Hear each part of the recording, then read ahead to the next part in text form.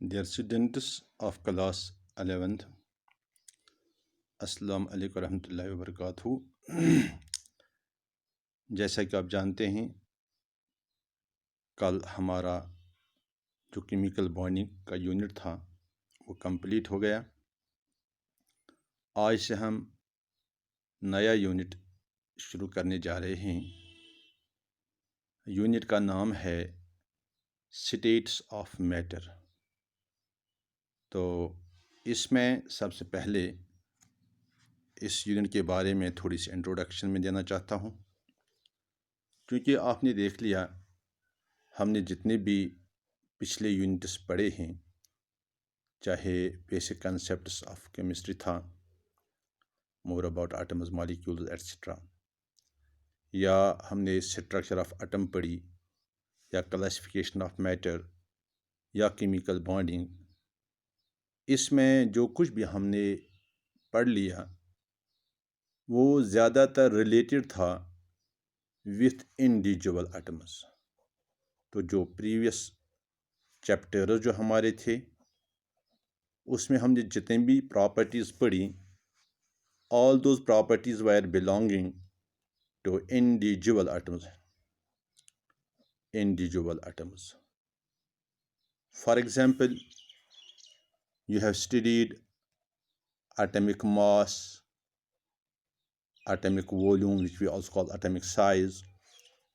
Then there is ionization energy or ionization enthalpy. Then there is electron gain enthalpy, delta HEG, electron gain enthalpy. इसी तरह से आपने और भी बहुत सारी प्रॉपर्टीज़ पढ़ ली, जिसमें हमने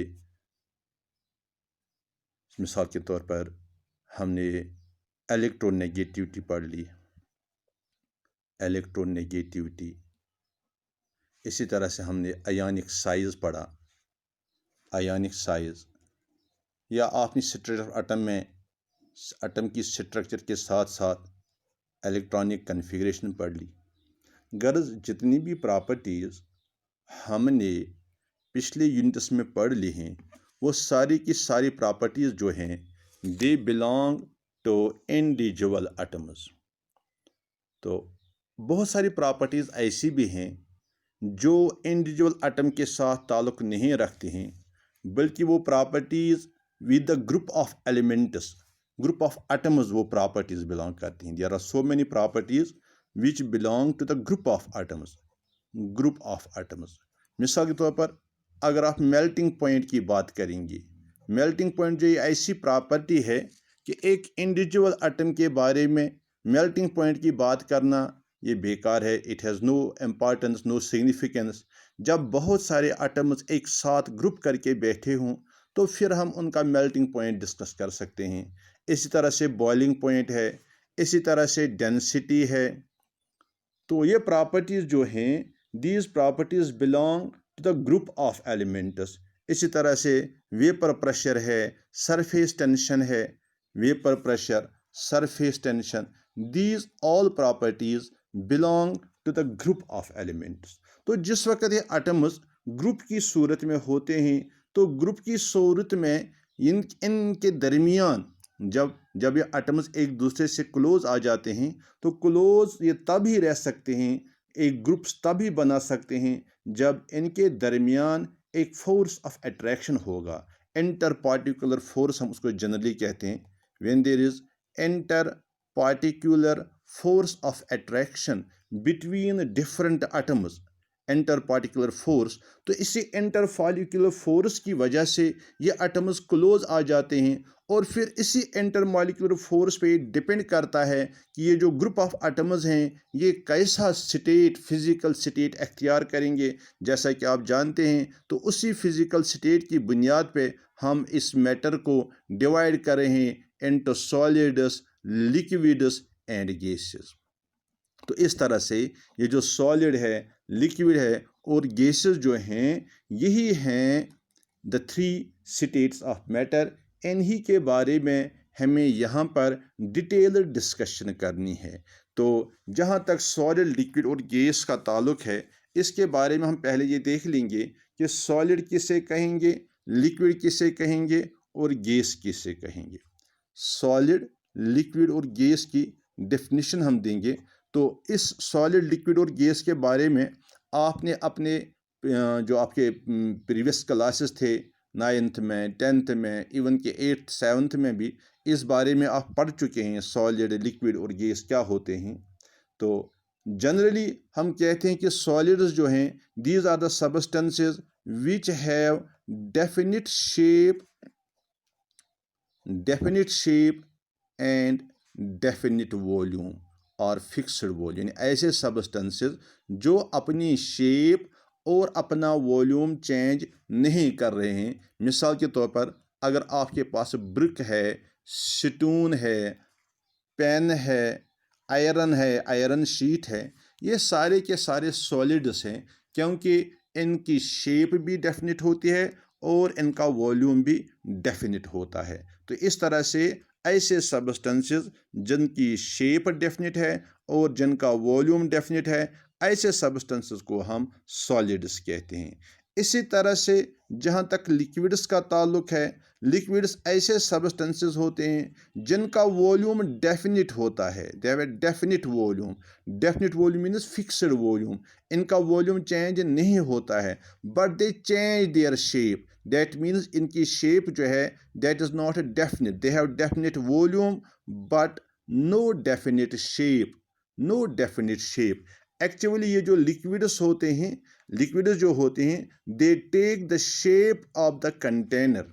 दे take the shape of the container. एक और बात याद रखिए, जैसे कि आप जानते हैं कि जो लिक्विड होता है, हम इसको कंटेनर के बगैर नहीं रख सकते हैं।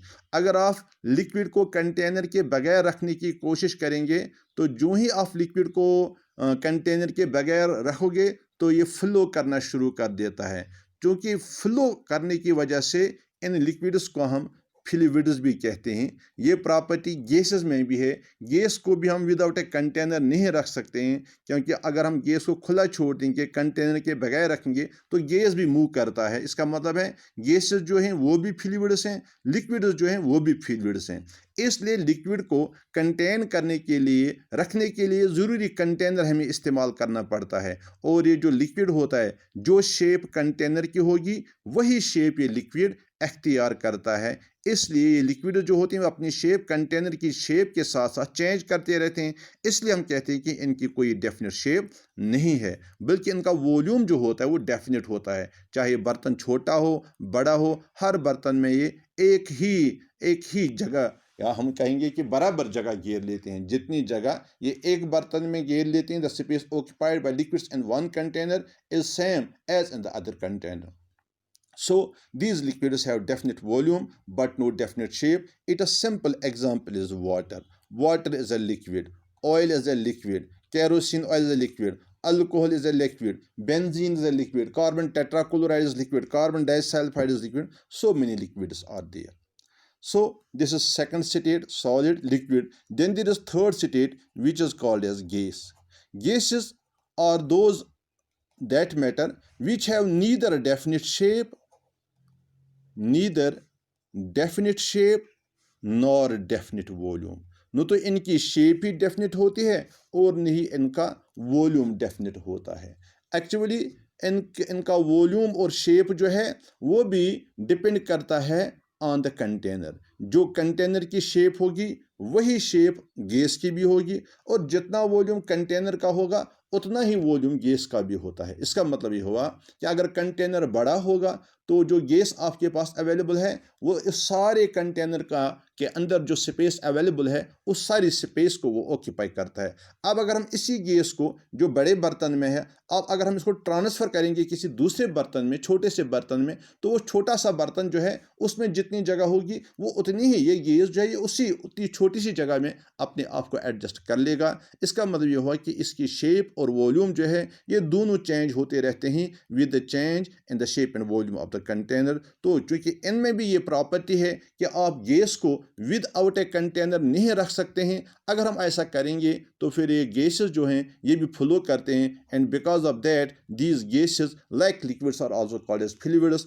आप जानते हैं हमारे पास बहुत सारी गैसेस हैं, कार्बन डाइऑक्साइड है, ऑक्सीजन है, अमोनिया है, या वाटर वेपर्स हैं, ये भी गैस फॉर्म है। तो हमारे पास बहुत सारे नाइट्रोजन गैस है, फ्लोरीन गैस है, हाइड्रोजन गैस है, हीलियम गैस है, तो बहुत सारे गैसेस भी हैं हमारे पास। तो इस तरह से जनरल में ये 3 स्टेट हमारे पास मैटर के होते हैं, सॉलिड स्टेट, लिक्विड स्टेट और गैसियस स्टेट। तो हम देख रहे हैं इन तीनों स्टेटों में कि ये जो हमने देख लिया यहाँ पर जो हमने डेफिनेशन दे दी, ये हमने शेप और वॉल्यूम को मद्देनज़र रखते हुए हमने इनको एक दूसरे से अलग अलग कर दिया। एक बात जो है एक बात है जो बहुत ही इम्पॉर्टेंट है, आप सब जानते हैं हम कि ये जो सब्सटेंसेस होते हैं हम इनका स्टेट जो है चेंज भी कर सकते हैं। यानी हम सॉलिड चाहेंगे, सॉलिड को हम चेंज कर सकते हैं इनटू लिक्विड, और लिक्विड को हम चेंज कर सकते हैं इनटू गैस, और इसका वैसे वर्सा भी हो सकता है।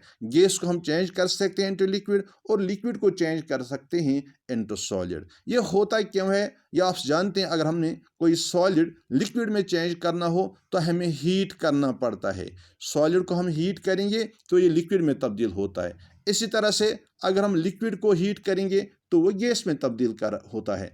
अगर हम इसका रिवर्स करेंगे यानी गैस में से हीट बाहर निकालेंगे माइनस हीट, तो वो लिक्विड में चेंज होगा। इसी तरह से लिक्विड में से अगर हम हीट माइनस करेंगे तो वो तब्दील होगा इनटू सॉलिड। इसकी सिंपल एग्जांपल है वाटर जो होता है, सॉलिड स्टेट में ये आइस है, अब आइस को हीट कर लो तो ये लिक्विड वाटर बनाता है। अब वाटर को ओवर हीट कर लो तो ये वाटर वेपर में तब्दील होता है जो वाटर की गैसियस फॉर्म है। इसी तरह से अगर हम वाटर वेपर को कूल करेंगे तो कंडेंस करेंगे तो ये लिक्विड में तब्दील हो जाता है। इसी तरह से लिक्विड को कूल करने पर हम आइस में तब्दील कर सकते हैं। दरअसल होता क्या है कि ये एक मैटर जो है, एक सब्सटेंस तीनों स्टेट्स में एग्जिस्ट कर सकता है। एक्चुअली इनमें डिफरेंस कहाँ पर है, होता क्या है जब हम एक स्टेट को दूसरे स्टेट में तब्दील करें। तो इसमें बुनियादी डिफरेंस जो है basic difference between solid, liquid and gas,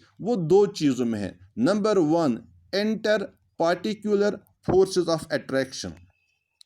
enter particular forces of attraction, ये एक इम्पॉर्टेंट पॉइंट है। Why the 3 states of matter differ from each other. और दूसरा पॉइंट है packing of atoms, packing of particles. ये जो पार्टिकल्स है इनकी पैकिंग कैसे हुई है। जहाँ तक सॉलिड्स का ताल्लुक है, सॉलिड में ये जो पार्टिकल होते हैं वो एक्चुअली बहुत ही क्लोज होते हैं एक दूसरे के, they are very closely packed क्यों होते हैं, क्योंकि इन पार्टिकल्स के दरमियान जो फोर्स ऑफ अट्रैक्शन है वो बहुत स्ट्रांग है। उस स्ट्रांग फोर्स की वजह से ये पार्टिकल्स जो हैं एक दूसरे के बहुत क्लोज आ जाते हैं। तो क्लोज आने की वजह से ये पार्टिकल एक दूसरे के साथ चुमटे रहते हैं, जुड़े रहते हैं। इनमें न कोई ट्रांसलेशनल मोशन होती है और न कोई इनमें रोटेटरी मोशन हो रही है। They contain only vibratory motion. यानी जो पार्टिकल सॉलिड में है, सॉलिड पार्टिकल में सिर्फ वाइब्रेटरी मोशन होती है। वजह यह है कि पार्टिकल्स बहुत ही क्लोज होती हैं, पैकिंग क्लोज होती है सॉलिड पार्टिकल्स में, और ये वजह यह है कि इनके दरमियान स्ट्रांग फोर्स ऑफ अट्रैक्शन होता है। उसके बरक्स जो लिक्विड होते हैं, लिक्विड पार्टिकल जो होते हैं, they are actually loosely packed. इतने लूज होते हैं कि एक दूसरे से दूर भी जा सकते हैं। जैसे आप देख रहे हैं जब हम लिक्विड को कंटेनर के बगैर रखते हैं तो लिक्विड फ्लो करना शुरू कर देता है। इसका मतलब है लिक्विड मॉलिक्यूल्स के दरमियान जो पैकिंग है वो लूज पैकिंग है। यहाँ पर क्लोज पैकिंग है इन केस ऑफ सॉलिड्स, और जहाँ तक लिक्विड्स का ताल्लुक है यहाँ पर लूज पैकिंग है। तो लूज पैकिंग की वजह से पार्टिकल्स एक दूसरे से दूर रहते हैं। तो इसलिए इनमें जो फोर्स ऑफ अट्रैक्शन है वो वीकर है। Weaker forces of attraction as compare to solids में होता है स्ट्रॉन्ग फोर्सेस ऑफ अट्रैक्शन। तो जब यहाँ पर वीक फोर्स ऑफ अट्रैक्शन है उस वजह से ये जो लिक्विड के मॉलिक्यूल्स हैं इनमें वाइब्रेटरी मोशन भी होती है। वाइब्रेटरी मोशन के साथ साथ इनमें ट्रांसलेटरी मोशन भी होती है और इनमें रोटेटरी मोशन भी होती है। तो पार्टिकल जो हैं वो कंपैरेटिवली मूव करने के लिए फ्री होते हैं, जबकि सॉलिड्स में ऐसा नहीं होता है। इसी तरह से जो गैस मॉलिक्यूल्स हैं इनके दरमियान पार्टिकल्स जो होते हैं वो बिल्कुल लूजली पैक्ड होते हैं, या आप ये कहिए कि फ्री होते हैं। एक पार्टिकल को दूसरे पार्टिकल के साथ कोई लेना देना नहीं होता है। जिस पार्टिकल को जहाँ रास्ता मिलता है वहाँ वो जाता है। एक पार्टिकल दूसरे पार्टिकल को रोकने में कामयाब नहीं होता है। तो ये वजह ये है कि इनमें जो पैकिंग है वो है ही नहीं। They are largely or loosely packed, rather they aren't packed but they are free to move. They are actually free to move. There doesn't exist any sort of packing in them. It is because the forces are the weakest in gases. Forces of attraction between the gas molecules are the weakest, and we generally say that these forces between the particles of the gas are negligible force of attraction, and because of this negligible force of attraction these particles move randomly in any direction. And because of this negligible force of attraction these gas molecules, they have all the three types of motion: vibratory, translatory and rotatory, and they move very fast away from each other. तो इस तरह से ये जो मैंने बता दिया solid, liquid और गैसेस जो हैं इनमें ये बेसिक डिफरेंस है inter particular force of attraction और पैकिंग की। इसका मतलब अब ये हुआ, अगर हम एक सॉलिड को चेंज करना चाहेंगे इंटर लिक्विड तो इसके लिए हमें क्या करना है, इन पार्टिकल्स को एक दूसरे से दूर करना है। दे आर क्लोजली पैक्ड, हमें अब इन्हें लूज करना है। तो लूज करने की वजह से क्या होगा, हमें यहाँ से एनर्जी देनी पड़ती है। We have to supply energy and generally that energy is supplied in the form of heat. तो जब हम हीट देते हैं, हीट देने की वजह से ये पार्टिकल्स एनर्जी एब्जॉर्ब करते हैं और फिर दूर हो जाते हैं। इसका मतलब ये हुआ सॉलिड्स की एनर्जी जो होती है वो लो होती है, सॉलिड्स हैव लो एनर्जी। फिर हम जब इनको यहाँ से हीट देते हैं तो ये एनर्जी एब्जॉर्ब करते हैं, फिर लिक्विड में तब्दील हो जाते हैं। इसका मतलब ये हुआ कि लिक्विड्स जो होते हैं, लिक्विड्स की एनर्जी जो होती है that is higher than that of solids. अब अगर लिक्विड को चेंज करना होगा इनटू गैस तो हमें फर्दर एनर्जी देनी पड़ेगी, फर्दर हीट देनी पड़ेगी, तब कहीं जाके ये गैस में तब्दील होगा। इसका मतलब ये हुआ कि जो स्टेट्स ऑफ मैटर हैं, इन स्टेट्स ऑफ मैटर में सॉलिड्स जो हैं इनकी एनर्जी सबसे कम है, गैसेस जो हैं इनकी एनर्जी सबसे ज़्यादा है, और लिक्विड्स जो है इनकी एनर्जी जो है that is intermediate between solids, liquids and gases. तो इस एतबार से एनर्जी को मद्देनजर रखते हुए हम ये कह सकते हैं कि सॉलिड्स जो हैं ये स्टेबल हैं because they have low energy, because of their lower energy state they are solids. जबकि लिक्विड्स जो होते हैं इनकी स्टेबिलिटी जो है that is intermediate between solids and gases. Gases are unstable whereas liquids they are energetically stable as compared to these gases. Liquids are comparatively stable as compared to gases, while as solids are the most stable form of the matter. तो हम ये भी देख रहे हैं, यानी इसका मतलब वो ये भी हुआ कि हम सॉलिड को जैसे हमने बता दिया चेंज कर सकते हैं इंटू लिक्विड, लिक्विड को चेंज कर सकते हैं इंटू गैस। तो इस तरह से ये जो सॉलिड चेंज होता है इंटू लिक्विड, इसमें हमें हीट देनी पड़ती है। जब इसका मेल्टिंग पॉइंट पहुंच जाता है तब जाके लिक्विड में तब्दील हो जाता है। इसी तरह से जब हमें लिक्विड को चेंज करना होगा इनटू गैस तो हमें क्या करना पड़ता है, हमें यहीं से हीट देनी पड़ती है। जब इसका बॉइलिंग पॉइंट पहुंच जाता है तब जाके ये गैस में तब्दील हो सकता है। तो इससे हमें ये भी अंदाज़ा हो जाता है कि जो सब्सटेंसेस हम देख रहे हैं रूम टेम्परेचर पे, बहुत सारे सब्सटेंसेस रूम टेम्परेचर पे ऐसे हैं जो सॉलिड्स हैं, बहुत सारे ऐसे हैं जो लिक्विड्स हैं, और बहुत सारे ऐसे हैं जो गैसेस हैं। इसका मतलब ये हुआ सॉलिड्स जो होते हैं इनका मेल्टिंग पॉइंट जो है वो रूम टेम्परेचर से हायर होता है। सॉलिड्स जो होते हैं इनका मेल्टिंग पॉइंट जो है that is higher than the room temperature. यही वजह है कि रूम टेम्परेचर पे वो सब्सटेंसेस सॉलिड फॉर्म में होते हैं। इसी तरह से जो सब्सटेंसेस लिक्विड फॉर्म में होते हैं, इसका मतलब है इनका मेल्टिंग पॉइंट जो है वो है lower than that of, melting point जो है that is lower than that of room temperature, room temperature से मेल्टिंग पॉइंट कम होता है, इसलिए ये रूम टेम्परेचर पर मेल्ट हुए होते हैं तो लिक्विड शेप अख्तियार करते हैं, मगर इनका बॉइलिंग पॉइंट जो होता है that is higher than the room temperature. इसी तरह से गैसेस जो होते हैं हम ये कह सकते हैं कि इनका बॉइलिंग पॉइंट जो है that is lower then room temperature. तो इस तरह से इस मेल्टिंग पॉइंट, बॉइलिंग पॉइंट और मेल्टिंग पॉइंट और बॉइलिंग पॉइंट की बुनियाद पे भी हम ये कह सकते हैं कि अगर कोई सब्सटेंस सॉलिड है तो क्यों है, सिंपली कि इसका मेल्टिंग पॉइंट जो है that is higher than that of the room temperature. Liquid जो है इसका मेल्टिंग पॉइंट जो है lower than that of room temperature and boiling point जो है that is higher than that of room temperature. जबकि गैसेस जो होते हैं इनका जो बॉइलिंग पॉइंट होता है that is lower than that of room temperature, यानी रूम टेम्परेचर पे वो पहले से ही गैस फॉर्म में तब्दील हुए होते हैं। तो एक पॉइंट ये हुआ। दूसरा इंपॉर्टेंट पॉइंट ये है कि हम किसी भी सब्सटेंस को, हमारे पास जो भी मैटर है, हम उसको किसी भी फॉर्म में रख सकते हैं। यानी सपोज हमारे पास कोई सब्सटेंस सॉलिड शेप में है, अगर हम चाहेंगे हम इसको लिक्विड में तब्दील कर सकते हैं, अगर चाहेंगे तो गैस में भी तब्दील कर सकते हैं। इसलिए मैंने पहले ही बता दिया हमें सिंपली क्या करना है, सॉलिड को हीट करके लिक्विड में तब्दील करना है। जो ही उसका मेल्टिंग पॉइंट आ जाएगा वो लिक्विड में चेंज हो जाएगा। तो इसी तरह से लिक्विड जो है वो गैस फॉर्म में तब्दील हो सकता है। यानी कोई भी फॉर्म, कोई भी मैटर किसी भी फॉर्म में रह सकता है, सॉलिड भी, लिक्विड भी और गैस फॉर्म में भी। सिंपली ये है कि उसके लिए जो टेम्परेचर है हमें टेम्परेचर बढ़ाना पड़ेगा। इसी एतबार से जितना आप टेम्परेचर बढ़ाते जाएंगे उसी एतबार से वो अपनी मेल्टिंग पॉइंट पे, बॉइलिंग पॉइंट पे अपना स्टेट चेंज करते रहेंगे।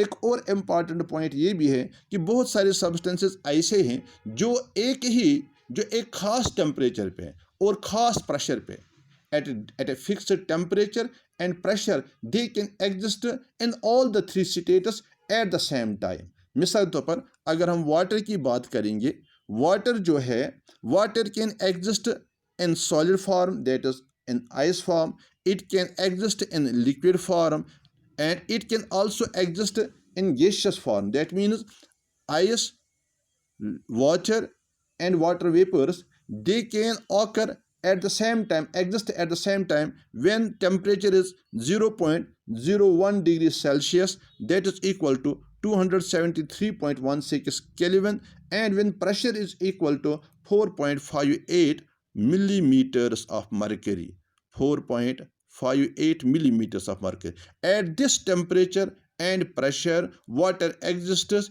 in all the three states at the same time, at solid state and liquid state as well as in the gaseous state. Such a temperature and pressure at which all the three states of matter exist together is called as triple point. It is called as triple point. So this is a sort of introduction of solids, liquids and gases. Besides these three states, there are two more states. One is called as plasma and another one is called as Bose-Einstein state और Bose Einstein condensate. तो वो दो forms जो हैं they generally doesn't exist on the surface of earth. Plasma जो होता है that is the ionic form of the gases, they generally exist in stars, in sun. And इसी तरह से जो बोस आइंस्टाइन कंडेंसेट है that is the state of matter which exist at a very very low temperature of 0 degree Kelvin, that is minus 273 degrees Celsius. That temperature is not generally present on the earth's surface. ऐसा temperature maintain करने के लिए we have to take so many measures. So generally in daily experience we come across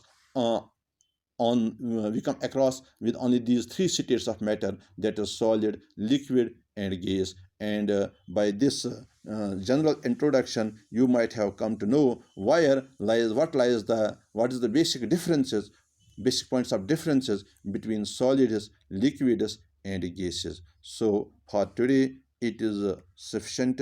Inshallah tomorrow we will move ahead. Thank you very much.